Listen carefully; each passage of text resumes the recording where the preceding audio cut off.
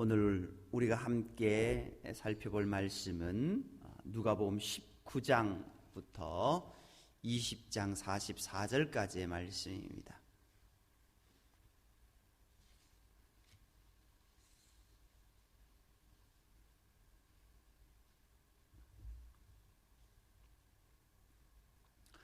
누가복음 19장 그리고 20장 44절까지의 말씀입니다. 오늘 본문은 예수님께서 예루살렘 성에 입성하시면서 겪게 되는 논쟁들로부터 시작됩니다. 그리고 예루살렘으로 가는 도중에 삭개오를 만나고 자신이 어떠한 존재인지를 이스라엘 백성들에게 말씀하십니다. 그러나 그들은 예수님을 구주로 받아들이지 못합니다. 결국 부활도 믿지 못하는 사두개인들처럼 이스라엘 백성들은 예수님을 믿지 못하는 존재가 되고 맙니다. 오늘 19장과 20장 44절까지 말씀을 읽으면서 예수님은 어떤 분이신지 그리고 나는 어떤 존재인지를 다시금 고백하는 시간 되기를 소망합니다. 우리 19장부터 20장 44절까지 우리 한 절씩 교독하도록 하겠습니다. 1절입니다. 예수께서 여리고로 들어가 지나가시더라.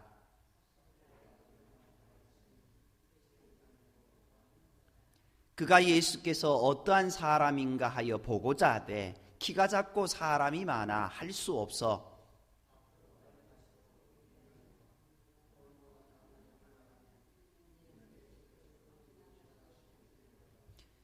예수께서 그곳에 이르사 쳐다보시고 이르시되 삭개오야 속히 내려오라. 내가 오늘 내 집에 유하여야 하겠다 하시니 뭇 사람이 보고 수군거려 이르되 저가 죄인의 집에 유하러 들어갔도다 하더라.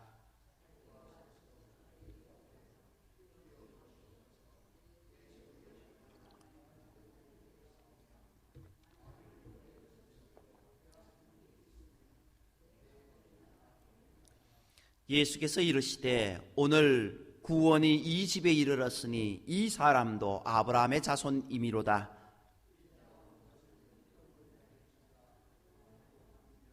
그들이 이 말씀을 듣고 있을 때에 비유를 더하여 말씀하시니 이는 자기가 예루살렘에 가까이 오셨고 그들은 하나님의 나라가 당장에 나타날 줄로 생각함이더라.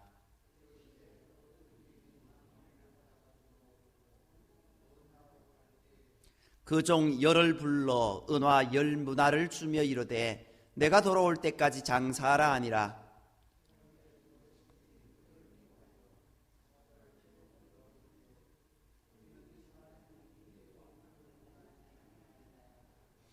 귀인이 왕위를 받아가지고 돌아와서 은화를 준 종들이 각각 어떻게 장사하였는지를 알고자 하여 그들을 부르니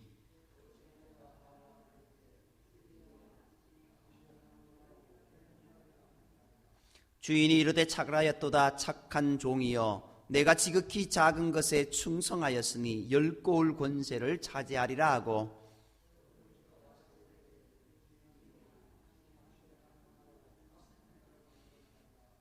주인이 그에게도 이르되 너도 5고을을 차지하라 하고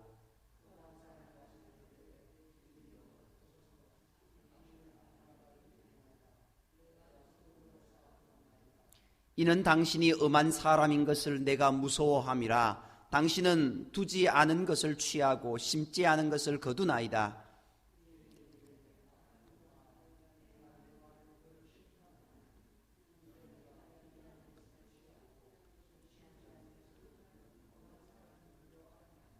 그러면 어찌하여 내 돈을 은행에 맡기지 아니하였느냐? 그리하였으면 내가 와서 그 이자와 함께 그 돈을 찾았으리라 하고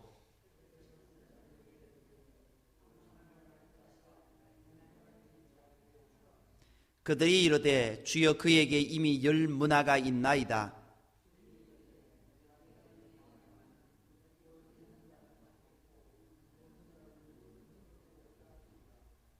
그리고 내가 왕됨을 원하지 아니하던 저 원수들을 이리로 끌어다가 내 앞에서 죽이라 하였느니라.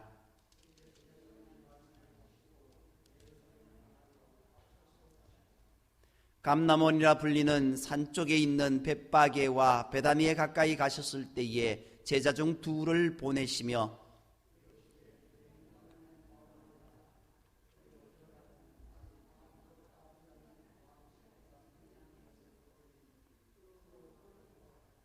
만일 누가 너희에게 어찌하여 푸느냐 묻거든 말하기를 주가 쓰시겠다 하라 하시매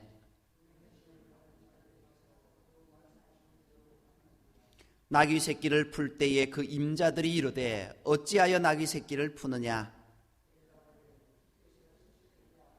그것을 예수께로 끌고 와서 자기들의 겉옷을 나귀 새끼 위에 걸쳐 놓고 예수를 태우니 이미 감람산 내리막길에 가까이 오심에 제자의 온 무리가 자기들이 본 바 모든 능한 일로 인하여 기뻐하며 큰 소리로 하나님을 찬양하며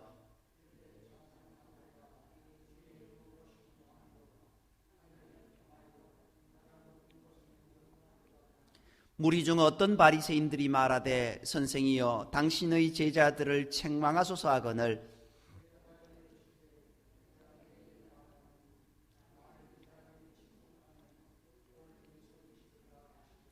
가까이 오사 성을 보시고 우시며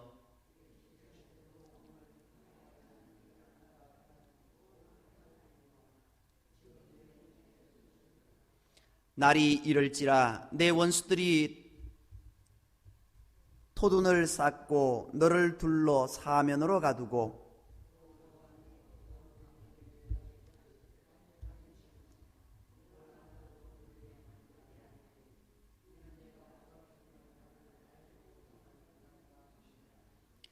성전에 들어가사 장사하는 자들을 내쫓으시며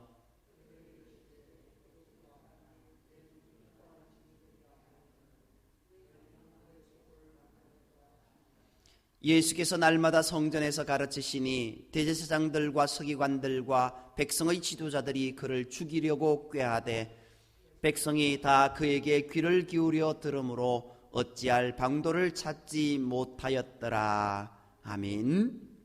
20장 44절까지 우리 한 절씩 교독하겠습니다.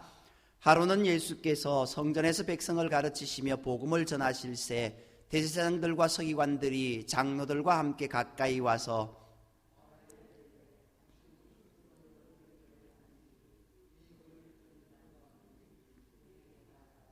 대답하여 이르시되 나도 한 말을 너희에게 물으리니 내게 말하라.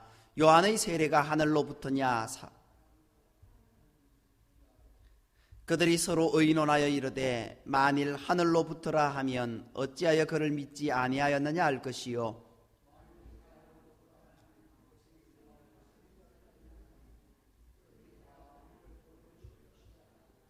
대답하되 어디로부터인지 알지 못하노라 하니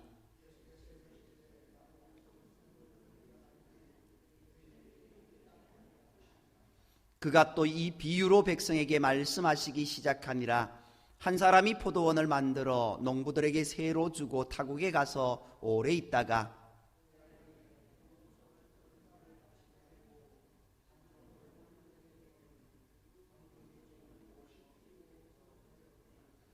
다시 다른 종을 보내니 그도 몹시 때리고 능욕하고 그저 보내었거늘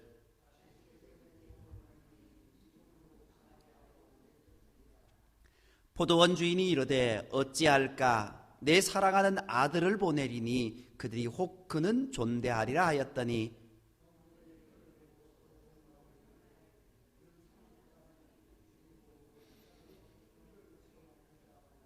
포도원 밖에 내쫓아 죽였느니라. 그런즉 포도원 주인이 이 사람들을 어떻게 하겠느냐?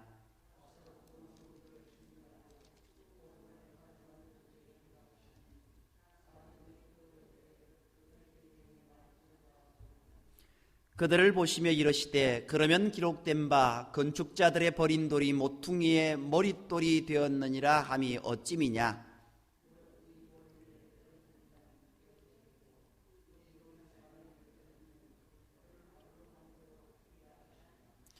서기관들과 대제사장들이 예수의 이 비유는 자기들을 가리켜 말씀하심인 줄 알고 즉시 잡고자 하되 백성을 두려워하더라.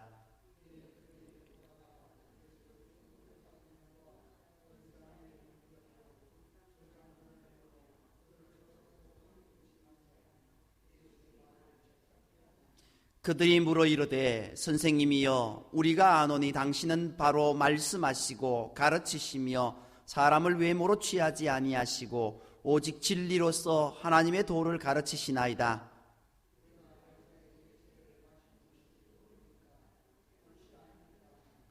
예수께서 그 관계를 아시고 이르시되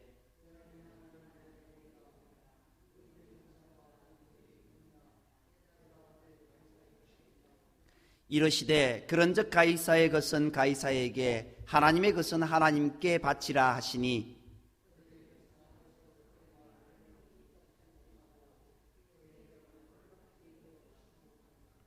부활이 없다고 주장하는 사두개인 중 어떤 이들이 와서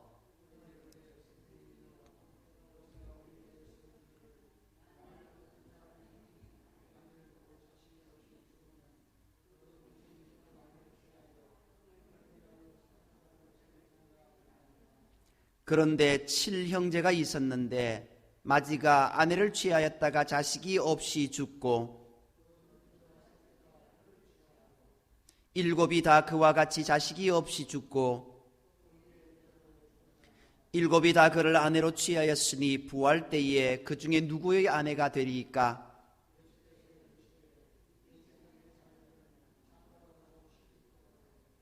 저 세상과 및 죽은 자 가운데서 부활함을 얻기에 합당히 여김을 받은 자들은 장가가고 시집가는 일이 없으며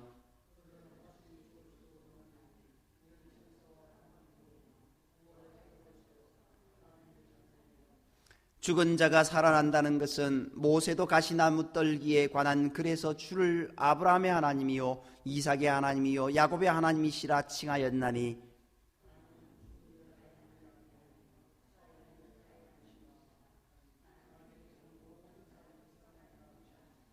서기관 중 어떤 이들이 말하되 선생님 잘 말씀하셨나이다 하니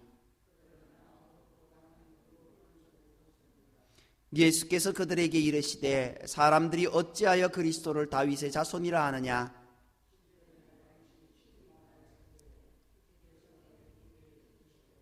내가 내 원수를 내 발등상으로 삼을 때까지 내 우편에 앉았으라 하셨도다 하였느니라. 그런즉 다윗이 그리스도를 주라 칭하였으니 어찌 그의 자손이 되겠느냐 하시니라. 아멘. 오늘 우리가 함께 살펴본 말씀은 삭개오를 만나는 사건부터 시작됩니다. 예수님께서 예루살렘으로 가시는 길에 여리고에서 삭개오를 만납니다. 그리고 잃어버린 자를 사랑하시는 예수님의 모습이 잘 나타나 있습니다. 그리고 열 문화 비유는 그러한 마음, 즉 우리를 사랑하셔서 독생자 예수 그리스도를 십자가에 달리시게 하시기까지 하신 하나님의 사랑이 잘 묻어나 있습니다. 우리를 사랑하시는 하나님의 마음을 잘 아시는 예수님은 그들을 위해 예루살렘으로 들어가셨습니다. 예루살렘으로 들어가시면 예수님은 십자가에 달려 죽으셔야 함을 다 아셨지만 그 길을 묵묵히 걸어가셨습니다. 나를 위해, 우리를 위해, 그리고 이스라엘 백성들을 사랑하시는 그 마음, 하나님의 아버지의 마음을 아셨기에 걸어가신 겁니다. 그리고 그 길은 성전으로 이어지고 있습니다. 하나님의 말씀이 있는 곳, 그리고 하나님의 은혜가 있는 곳. 그러나 지금은 하나님의 말씀이 아니라 강도의 소굴이 되어버린 곳을 정결케 하시고자 하셨습니다. 예수님께서 여리고로 들어가시다가 돌무화과 위에 올라간 삭개오를 만나서 구원의 기쁜 소식을 선포하셨습니다. 그리고 예수님께서 무리들에게 열 문화의 비유를 말씀하셨습니다. 예수께서 베다니에 이르렀을 때 제자들 둘을 보내어서 아무도 타지 않은 나귀 새끼를 데려오도록 시켰습니다. 그 나귀 새끼를 타고 예루살렘 성으로 입성하시는데 많은 사람들이 호산나 찬송하며 환호하였고, 입성 후에 성전 청결 사건을 하시면서 날마다 성전에서 가르치십니다. 오늘 본문에서 중요하게 살펴보아야 될 한 사람이 있습니다. 바로 삭개오입니다. 삭개오는 물질적으로는 풍요를 누렸지만 영혼의 만족을 누리지 못한 존재였습니다. 그래서 그는 항상 죄의식을 가지고 자신이 구원받아야 할 필요성을 느끼고 있었습니다. 그때 그는 예수님에 관한 소문을 듣고 예수님이 오신다는 말을 듣고 그분을 만나고자 열망하며 그 자리로 나아갔습니다. 그러나 키가 작은 삭개오는 많은 군중 때문에 예수님을 볼 수 없게 되자 돌무화과 나무 위로 올라갔습니다. 그때 마침 예수님께서 그리로 지나가시게 되었고, 주님은 뽕나무 위에, 돌무화과 나무 위에 올라가 있는 삭개오를 내려오라고 하시고 그의 집에 유하겠다 말씀하셨습니다. 삭개오는 예수님을 보려고 하는 열망을 가지고 뽕나무 위에 올라갔습니다. 예수를 보려는 그 뜨거운 열정과 순수한 마음이 그를 구원의 방주로 이끌어 드렸습니다. 예수를 만나고 구원의 은혜를 체험한 삭개오는 재산의 절반을 가난한 자들에게 나누어 주기로 했습니다. 이러한 변화된 삶이 진정한 회개라고 할 수 있는 겁니다.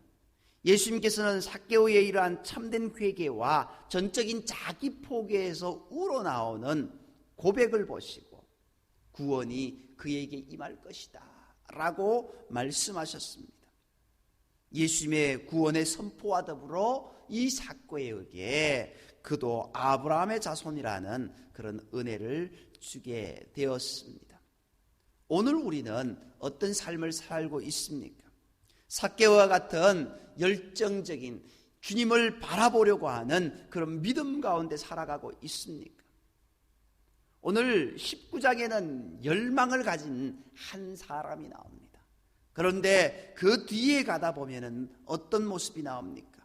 바리새인들, 부활을 믿지 않은 바리새인들이 나오고, 그리고 대제사장들과 서기관들이 예수님의 권위가 어떤 권위인지가 물으면서 예수님을 체크하려고, 예수님을 어떻게 하면은 깔아뭉갤 수 있을까, 내려 보낼 수 있을까, 그렇게 하며 그들이 묻고 있는 모습을 보게 됩니다.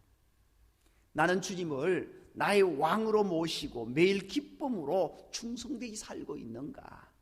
그저 품상만 받아 먹고 사는 품꾼으로 살고 있는가? 아니면은 주님을 나의 구주로 모셔드리지 못하고 내 인생 내가 산다는, 나를 주인으로 모시고 살아가는 그런 모습이 아닌지 우리가 깊이 생각해 보아야 될 줄 믿습니다.